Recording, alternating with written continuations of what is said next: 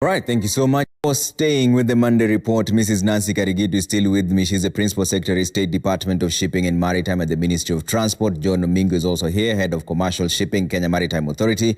Miss Betty McKenna, International Federation of Transport Workers, is still with us. This is 2 days before the International Day of the Seafarers. That's being marked on Thursday, the 25th. This year's theme is Seafarers are key workers. Let's listen from Mr. Stephen Owaki. He's the Secretary General, Seafarers Union of Kenya, also known as SUK, on his perspective as to why seafarers should be essential workers. Listen. I'm Stephen Owaki, Secretary General, Seafarers Union of Kenya. In my view, seafarers actually need to be recognized as essential workers, because despite these other activities having been stopped due to COVID-19 pandemic, we have realized that seafaring has continued ever since to this date, and they still continue to work, because without the seafarers and without the sea transport, actually the world cannot run. And therefore, due to that aspect of them being the workers on board the ships which travel all over the world, seafarers therefore become automatically essential workers.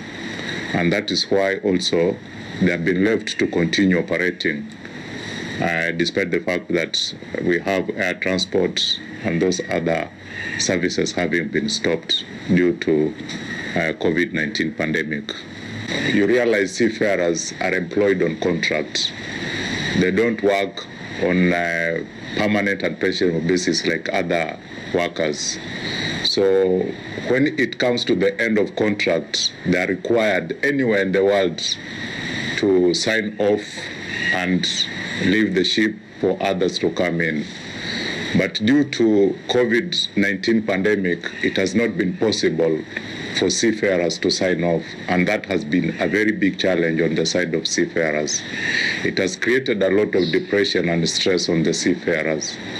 And as a union which is there to fight for the rights of seafarers, we have put pressure on the governments to relax the restrictions and allow them, even if it's not possible for them to go out, but at least if the ship docks at the port, then the seafarers can be allowed to leave the ship and come ashore to relax and also have some time to contact their people wherever they could be.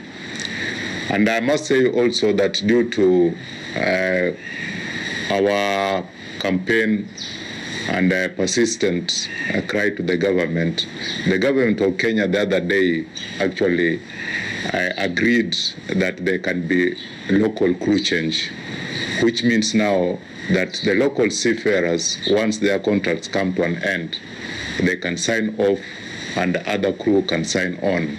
So that becomes another major achievement on our side as a union through the support of Government Ministry of Transport, because it has been a big problem actually on the side of seafarers. You know, some of them have even worked for more than 1 year, on the ship, but they cannot leave the ship despite the fact that their contracts have lapsed. And therefore, you know, with that continued working on the ship, it has not been easy for them to work, even to, deliver on their duties. And IMO, including other international bodies, ITF, have come up actually trying to campaign for those restrictions to be relaxed on the side of the seafarers. And we appreciate that since that time, things have started changing to allow seafarers now to have a show when the ship is in the port. And even when, so long as they will have tested, they have been taken the COVID-19 test and proved to be negative, then they can be allowed to leave the ship and come ashore. And even those ones also joining the ship today, they need to undergo the COVID-19 test so that they must confirm their status before they're allowed to join the ship. And that, to us, is a big achievement, because previously when the pandemic started, there were no such kind of requirements, but today we have them in place now. In my conclusion, actually, I still urge the government to focus on the side of the seafarers, and it must be a collaborative approach, because one government on its own may not make it possible, but the governments need to have an arrangement whereby at the end of the contract of seafarers, there need to be some plans in place to ensure that they leave the ship and they are lifted back home, so that other seafarers can also come and join the ship.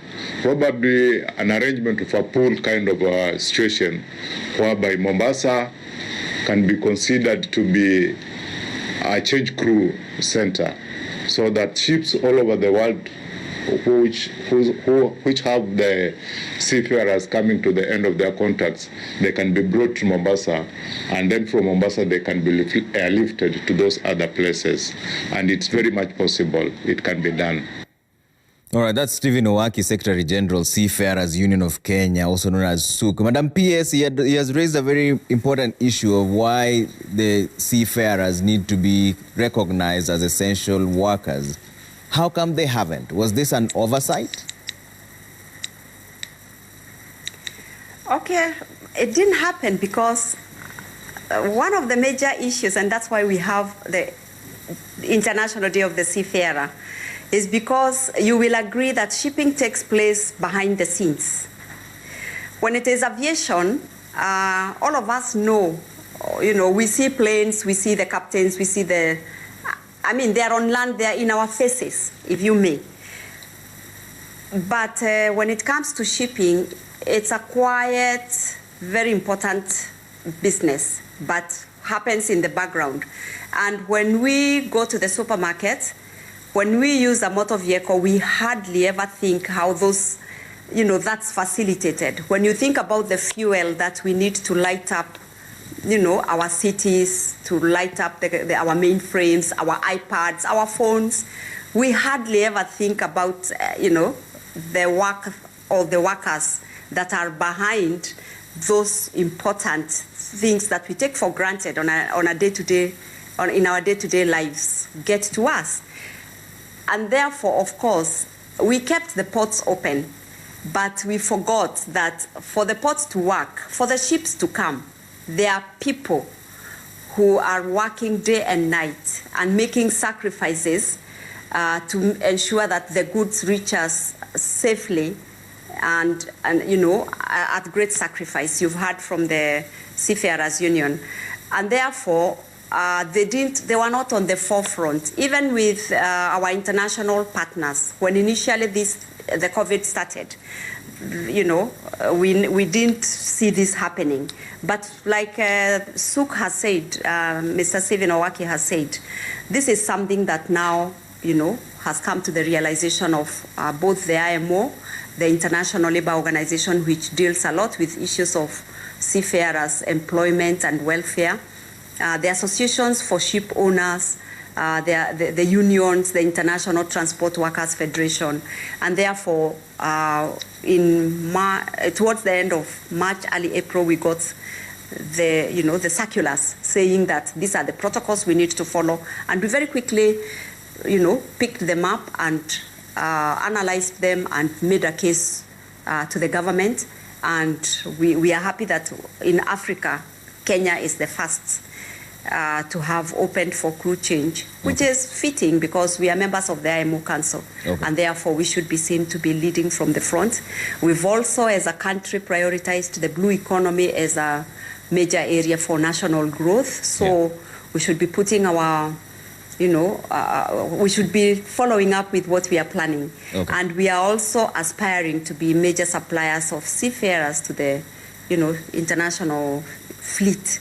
And therefore, for us, this is very, very important, and that's why we picked it up and very quickly did the interagency consultations with all the key stakeholders, and now we've got the protocols undergoing through the final stages of approvals.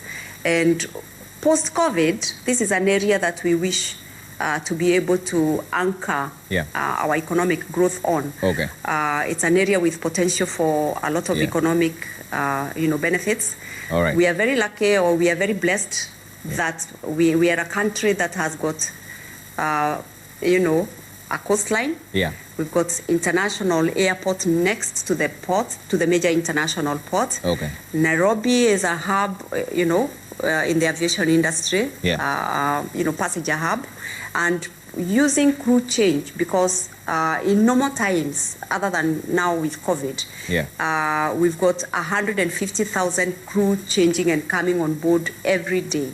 And if we are able to corner that market, you can see the potential for growth in terms of our tourism, because the crew who change will want to take holidays. Okay. That's the beauty about the other side, the positive side of seafaring, other than what Reverend Muli of the Seafarers Mission to Seafarers told us, is that the seafarers can take their holidays anywhere. And why shouldn't we be able to get some of that, those holiday makers when they change their ships in Mombasa, when they're coming to embark ship in Mombasa, then they should be able to take holidays. All right. Then, most important also, an opportunity for growth for Kenya Airways, our national carrier, because Mombasa being an international, an airport that's able to receive international flights, that means that those crew can come to board ships in Mombasa while the others are leaving using Kenya Airways. Okay. So a lot of benefits there, and these issues are not lost on us. All right. Thank you.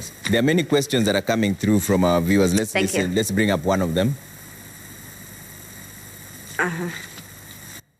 Why is it that we are hearing so much about air crew protection against COVID-19 and air crew quarantine, and very little on seafarers?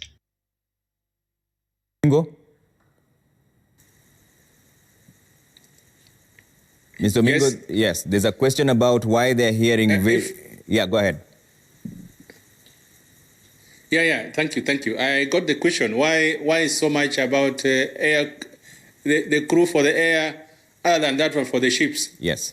Just like the PS has already mentioned, shipping takes place in the background, far much away from the majority of apart from the people along the coast. The people up country, they rarely see the ships. And their activities are normally done day and night. The people only hear of the big quantities of cargo that they bring, but they rarely see. But in the same way of making sure that we are the air is well protected, also the public health, in conjunction with other agencies, have taken a lot of effort to make sure that the COVID doesn't penetrate through the waters. There are specific guidelines that were issued jointly and led by public health that ensures that we don't run a risk from the sea, just like it is from the air. But again, air carries a lot of human traffic. For ships, you are only dealing with cargo and a handful of crew that are handling that. So it's much easier to put good control, because we don't receive so many passengers. When it comes to cruise ships, the risks that COVID brought to the cruise ships, particularly when the infections were detected, made many countries temporarily stop cruise ships from calling at the airport. And that is another major source where the human traffic. For ships, for air, there's a lot of human traffic. COVID doesn't go with the cargo. It only goes with the human people. And for cargo, it can't last for long. And that's why you hear the effect is so much hard in the air traffic than it is done in the waters, because the water is mainly for a lot of cargoes. We hardly receive passengers through the waters. Thank you. Let's bring up another question. We have had cases of seafarers being recruited by fake firms only to be sent to employers to be mistreated and tortured. How do we protect them from that type of exploitation? And do we have a record to account for everybody that goes on board? All right, that goes to McKenna and PS. McKenna, start with you. Thank you. I want to say that I know our seafarers are going out with wrong employers. They're there, many, but there is a channel which each seafarers, when you leave this country, you must report. You report to the Kenya Maritime Authority or to the union, and there is always a recruiting manning agent who produce the crew list to the authority. That is one. The second one is each crew or Kenya who is recruited in a bad employer or get himself in a bad employer, they normally get in touch with us, and they normally get in touch with the government. And we have brought many of them back home. The only thing I will ask the seafarers that we have been talking to them, we have been asking them, even if you get a job on your own to sea, please report to the authority that you are leaving so that we can know, because we know as international transport workers, I know I can bring you from anywhere. I can get in touch with any owner ship. I can get in touch with any ship all over the world. We are all over the world. But we asked in Kenya, I know they've been leaving without reporting or leaving without informing the authorities. But now we are happy from this year. Most of the seafarers now, they are aware, they are already aware, and they don't leave.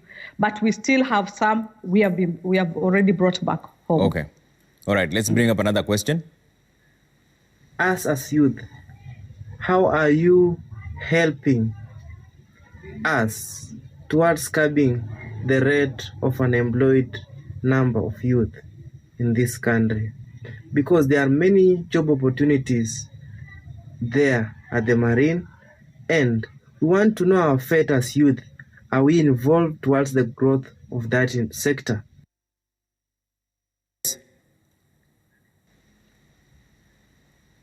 PS? Hello? Yes, PS. Yes, that's a very good question, and thank you very much for that. But before I get to that, let me say that the reason why Kenya Maritime Authority exists as a regulator for the industry is so that, seafarers are well protected. Within that organization is a national registrar of ships. There is also a national registrar of seafarers, and his job is to make sure that nobody leaves Kenya, goes to work on board a ship unless their crew agreement has been deposited with the authority, and we know where to get them. And as you have realized from the panel today, you can see that the international community through IMO, the ILO, we've put major structures to ensure that the seafarers are protected wherever they are. That's why we have the International Transport Workers Federation, a network of offices around the world from which the seafarer can get protection. Then also the missions to seafarers, all that is geared towards the protection of seafarers. Now, when I come to the youth, I want to tell them that the government has put in place measures to ensure that they get to participate in this area. We are coming out of a historical, can I say, desert in terms of careers at sea, because before we were able to set up the structures like we are talking about today, Kenya Maritime Authority, international recognition, we lost our place in the international seafaring market. And of course, nature abhors a vacuum. The space was taken up by other nationalities. That's why we say during piracy, every ship that was pirated had a Filipino seafarer. The space was taken. But now the government has made major strides for you. We've put major structures to ensure that, first of all, we get recognition. Then the other thing, the government has come up with partnerships that are very good for you. You know very clearly about, or you've heard about the partnership, the MOU, with the second biggest international shipping line, the Mediterranean Shipping Company, which is not just a cargo carrier with over 550 vessels calling all over the world for cargo, but also with a very vibrant cruise shipping division, passenger transport. And it's the it's the fastest growing cruise shipping line. Now, this was strategic for two reasons. One, we didn't have a product that was known outside. Who knew that Kenyans can be reliable, hardworking, efficient workers, and therefore capable of being recruited? Nobody. Then, because of the structures that are there in terms of development of the skills that are needed and the mandatory, structures that are there, like sea time when we don't have ships, we knew that if we go solely in terms of cargo ships, we will have a problem. And therefore, a cruise shipping partner made a lot of sense because we are historically a very well-known market for hospitality products. And now we want to say, without fear of contradiction, that Kenya is up there with among the best. Okay. The world knows that Kenyans are workers and reliable workers. We are urging the youth, come on board. Okay. We will guide you, we will train you, and you remember last year, His Excellency the President commissioned this institution where we are sitting today, myself, to be a trainer for the maritime sector, a center of excellence for maritime training. All right. And therefore, we are ready for you. Okay. There's one more question that we should bring up. Thank you. What are some of the risks associated with the seafarers, and how is the government managing to control those risks? Omingo, you had mentioned some of the risks earlier on, but how are you mitigating against those risks? Yes, thank you. A lot has been spoken of on the kind of challenges that the seafarers face, and the frameworks which our government has set up to be able to address. The PS has just mentioned the establishment of Kenya Maritime Authority that has got a department that deals specifically with the seafarers, as the PS has just mentioned. And in this department, we encounter many issues. McKenna has just mentioned that it is not good for a seafarer just to walk out because you've gotten a job without telling us where you are going. It is important because the deal may look very good and you don't want to share with your friends. You just want to disappear and go. But when it is too good, you have to think twice because those are the ones that normally give us a lot of problems. They are mistreated. And as is spoken of internationally, that a sad ship is a very dangerous one. And a sad ship only becomes sad when the crew are not properly treated. Yeah. And shipping, like any other business, has got those elements of bad operators. So the sure way of making sure that you don't encounter those kind of challenges is to make sure that we know where you are going. Okay. And is to make sure that you also, before you sign that agreement, we will be able to go through the agreement and find out the terms and conditions under which you have been taken on board and the kind of challenges that you may encounter so that you are aware. Knowledge is very, very important to reduce a lot of those risks. All right. Other areas are to do with the systems that the International Maritime Organization has put in place, the ITF, together with the port state control activities that we undertake. The port state control is that responsibility given to states to be checking the ships that are calling at their ports to ensure that conditions are suitable even for the seafarers, and there are channels of communicating that have been provided to help the seafarers tell of the problem that they are facing. Okay. Even in terms of food. Yeah. If you don't get any fruits, you may have serious challenges with the other diseases. Okay. So these are the kind of things that need to be brought out so that you don't have those kind of problems. All right. When there's racial discrimination and things like that make a ship not a very happy one, there are channels that you can be able to bring out the issues and measures which have been put in place to mitigate on those kind of risks that a seafarer is likely to face. All right. Thank you. I'll give each and every one of you just 20 seconds to tell us what to expect on the Seafarers Day that is coming on Thursday, which is the 25th. McKenna, I'll start with you very briefly. What are you looking forward to? Yeah. What I'm looking forward is for the crew change and crew to go home and meet the family and also stress-free, and we can get more other crew to go back to work. Okay. That is my prayer for 25th for crew change. Great. Mr. Mingo? For a long time, our youths have not been so much into this seafaring business. And we wish to assure you that we have put measures to make sure that you are trained properly. Yeah. We have put measures to promote your qualifications internationally. And so then when you take this also in the context of the opportunities which people are being made aware of in the overall blue economy, we see a lot of good things coming from the blue economy sector, not just for seafaring, but many other aspects of engagement with the blue economy, particularly when we have concepts like integrated framework of its development. That is very useful so that all the clusters within the blue economy, not just seafaring, but many other areas would be able to produce opportunities for people to get meaningful engagement and see the growth of this economy for the better. Thank you.